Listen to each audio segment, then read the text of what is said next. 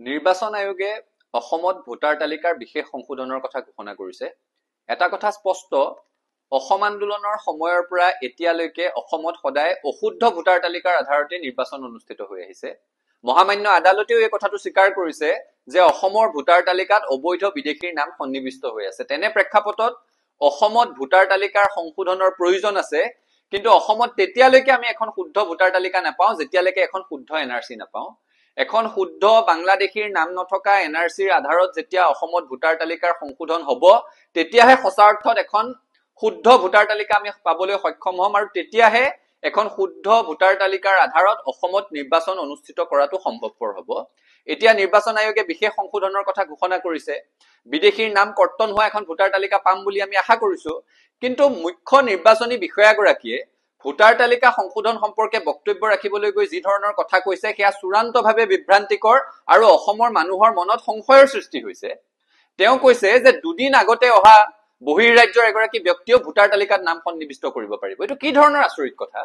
এটা কথা খাটাং, নিৰ্বাচনৰ পূৰ্বে চূড়ান্ত ভোটাৰ তালিকা প্ৰকাশ হোৱাৰ পাছত তাৰ পাছত কোনো ব্যক্তিৰ নাম তাত সন্নিবিষ্ট হ'ব নোৱাৰিব। একে সময়তে দুদিন আগত অহা ব্যক্তি এগৰাকীয়ে যদি নাম সন্নিবিষ্ট কৰে, তেওঁ পূৰ্বতে থকা ৰাজ্যখনত পূৰ্বতে যিটো সমষ্টিত ভোট দিছিলে সেই সমষ্টিটোৰ পৰা যে তেওঁৰ ভোট কৰ্তন হৈছে, সেই ভোটাৰ তালিকাৰ পৰা যে তেওঁৰ ভোটটো কটা গৈছে, সেই কথাটো নিশ্চয়তা আছে নে নাই সেই কথাটো মুখ্য নিৰ্বাচনী বিষয়াগৰাকীয়ে স্পষ্ট কৰিব লাগিব।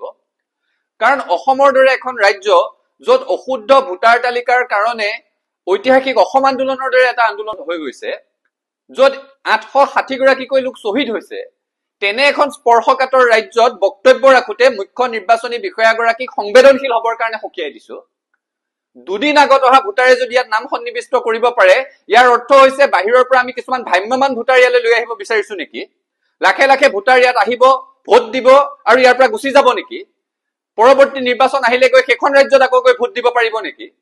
পূৰ্বৰ ৰাজ্যখনৰ ভোটাধিকাৰ কৰ্তন হৈছে নে নাই সেই কথাৰ নিশ্চয়তা নোহোৱাকে কোনো বৈধ ভাৰতীয় নাগৰিকে আকৌ অসমৰ ভোটাৰ তালিকাত নাম সন্নিবিষ্ট কৰিব নোৱাৰিব। অসমৰ জনপ্ৰতিনিধি কোন হ'ব সেই কথাটো খিলঞ্জীয়া ভোটাৰে নিৰ্ধাৰণ কৰিব পৰা পৰিৱেশ অসমত থাকিব লাগিব। বাহিৰৰ পৰা আহি কোনোবাই ভোট দি আমাৰ ভাগ্য নিয়ন্ত্ৰণ হ'ব, আমাৰ ৰাজনৈতিক অধিকাৰ তেওঁলোকে সাব্যস্ত কৰিব, অসমৰ ৰাজনীতি কি ধৰণেৰে পৰিচালিত হ'ব বাহিৰৰ ভোটাৰে আহি নিৰ্ধাৰণ কৰিব, এই পৰিৱেশ অসমত হ'বলৈ নিদিওঁ।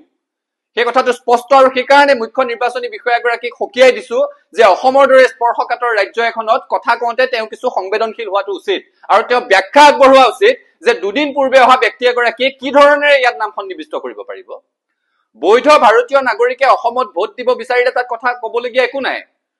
তেওঁ ভাৰতত যদি অসমত যদি স্থায়ী বাসিন্দা হিচাপে থাকিব বিচাৰে, দীৰ্ঘকাল অসমত থকাৰ তেওঁৰ প্ৰৱণতা আছে, তেওঁ নাম সন্নিবিষ্ট কৰক। কিন্তু ইয়াত ফুৰিবলৈ আহিও কোনোবা এজনে বোলে এসপ্তাহ অসমলৈ ফুৰিবলৈ আহিছে, নিৰ্বাচনত ভোটটো দি গুচি যাব পাৰিব নেকি? সেইটোতো হ'ব নোৱাৰিব। মূল কথাটো হৈছে অসমত কোনোবাই ভোট দিয়ে, এজন ব্যক্তিৰ এটাই ভোট। বাহিৰৰ কোনোবা ৰাজ্যত যদি তেওঁৰ ভোট আছে, সেই ভোটাধিকাৰ কৰ্তন হ'ব নে নহয়? নে অসমৰ নিৰ্বাচনৰ পিছত আকৌ এখন ৰাজ্যত নিৰ্বাচন হলে তাতো গৈ ভোট দিব পাৰিব নেকি?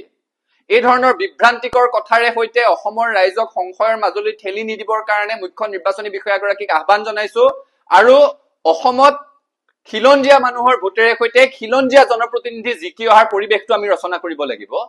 গতিকে মুখ্য নিৰ্বাচন বিষয়াগৰাকীক পুনৰ আহ্বান জনাইছো, এই কথাটোৰ তেওঁ স্পষ্ট ব্যাখ্যা আগবঢ়োৱা উচিত, আৰু অসমৰ মানুহৰ মনত সৃষ্টি হোৱা সংশয় দূৰ কৰাৰ কাৰণে তেওঁ ব্যৱস্থা ল'ব লাগে।